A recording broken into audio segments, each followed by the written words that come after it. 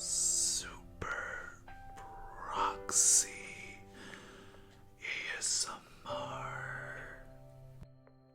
Hey, wake up. Hey there, sleepyhead. You'll find those ropes are plenty tight, and if you got out, the knife will be doing the talking. So, just relax, won't you? Oh, it's always wonderful to see the fear in their eyes, but worry not. If I wanted you dead, I would have done so while you were sleeping, and then burnt down the house. I'm quite infamous for that. Say, you are quite handy, I gotta say. Someone put a hit on you for a lot of money. And I've just been thinking, what could you have possibly done? Normally I keep my nose out of that business, you know. It's my job to take care of it, not to investigate it. But the more I looked into you, the more I became curious. How does someone from a low-class family, barely escaping poverty line, get a hit on them? Normally, I'm made to assassinate leaders, or I'm told to assassinate political adversaries, or insanely rich men. But you're different, and I like that. You're not like my usual targets. You bring a different flair to the game. Of course, at the end of the day, it's just a paycheck, but if you made your job just your paycheck, life would be pretty boring, wouldn't you agree? Oh, a name. I'm not giving you that. It'd be such a shame if I was caught, wouldn't it? I guess you can call me Ego. Will that name suffice? Let me make some things clear. I have no intention of sparing you.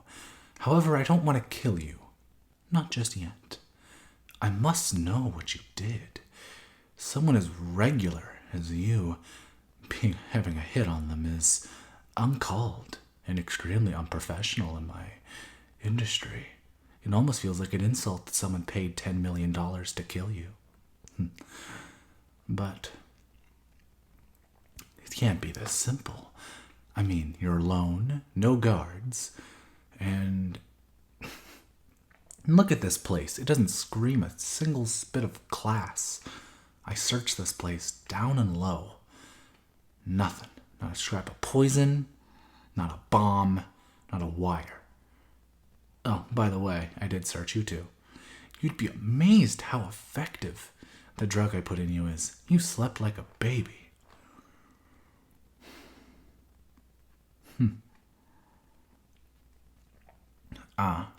Where are you? You're in my bunker. Isn't it cozy?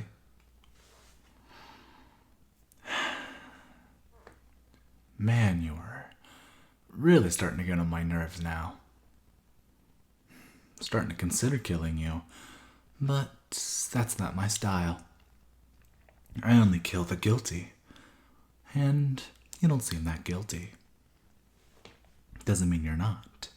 It just doesn't seem it. I haven't found something yet. But for now, you seem relatively not guilty.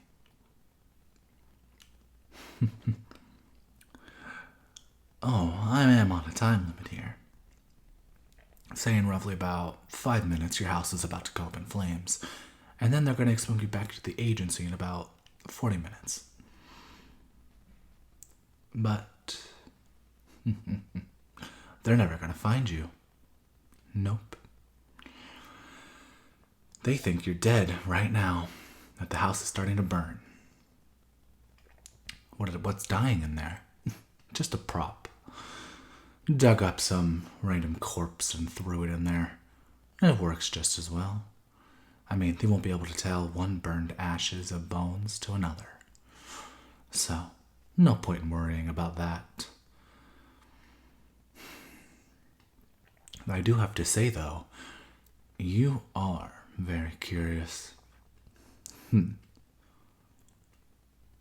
Actually, I have something to say. After stalking you for the better part of 2 months, you are a very curious person. I guess I could say I've become enamored by you. You shine a light I haven't seen in a long time, and it'd be a shame to snuff that out. Although I might still kill you. We'll see. I mean, 10 million. It's more than my usual contracts. And that's usually just for killing leaders of countries, but pay 10 million for a random person. It does bring up questions now, doesn't it? What's this? You see, this liquid. Do you know what this is? Of course you don't, you asked me. It's called Natebuelefila. Basically, once you drink this, you can't lie. If you lie, pain surges through your entire body. So, it's effective. And I know you wouldn't lie to me now, would you? Now, open that pretty little mouth of yours. I'll pry your jaws open myself. And one hand on my thumb on your chin, fingers on your upper head, pour that down your gullet, and massage your throat. And down it goes. Such a shame, isn't it? You have to tell me the truth. We're going to wait about 20 more seconds for it to take effect. How's the weather? See any cool sports games?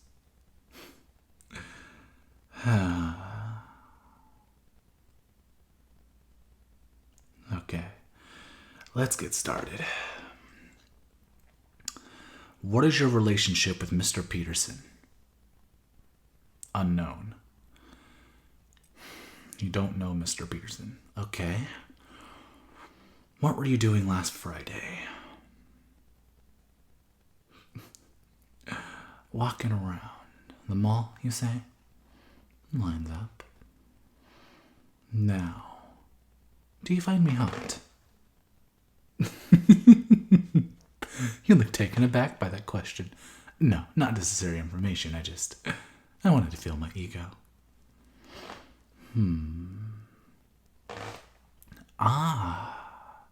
Now this is an interesting question. Are you involved in any gangs? No. Curious. I thought for sure you would. Well, I guess not. Hey, next question. Do you remember your best friend from high school? Vaguely. Can you remember their name? Their face? Perhaps even a cologne they wore?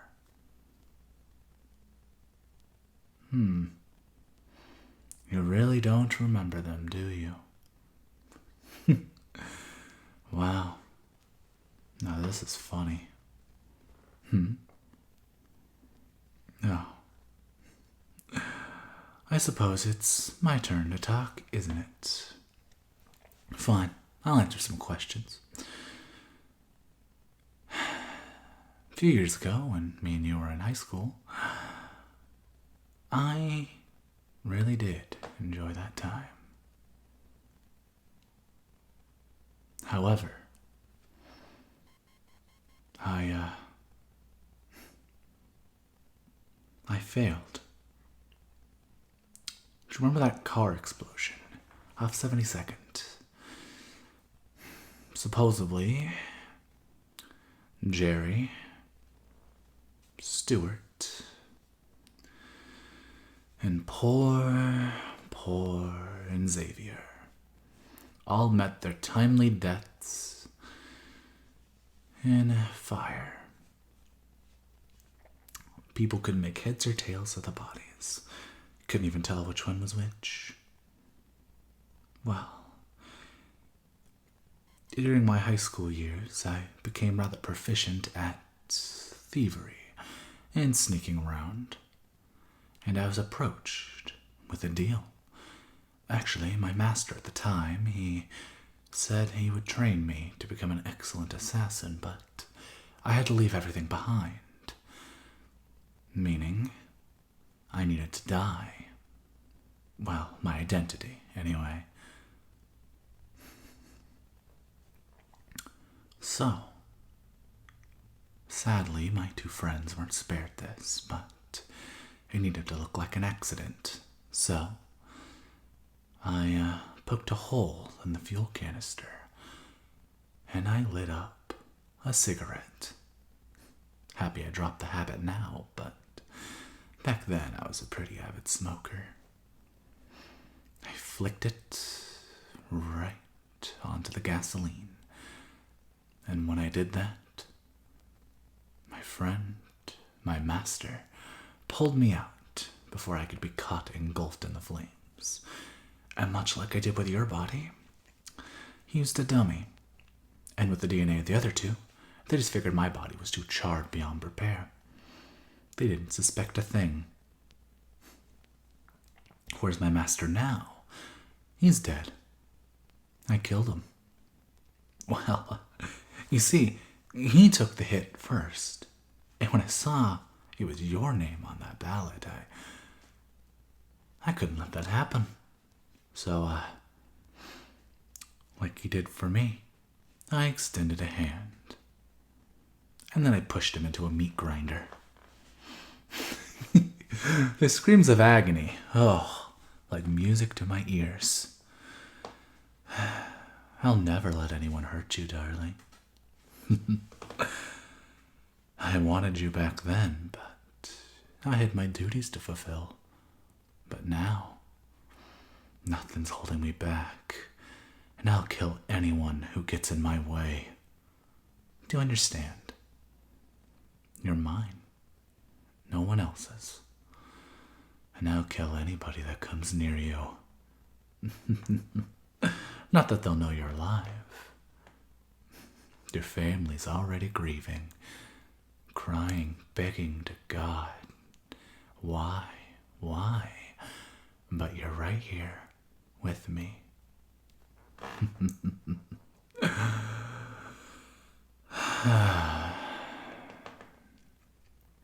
What happened to my empathy? After you've killed and killed and killed, your empathy tends to wave a bit. But regardless, I sure as hell feel empathetic towards you. I hope to make wonderful children with you. And I also hope to train the next era of assassin with you. If you don't accept it, that's fine.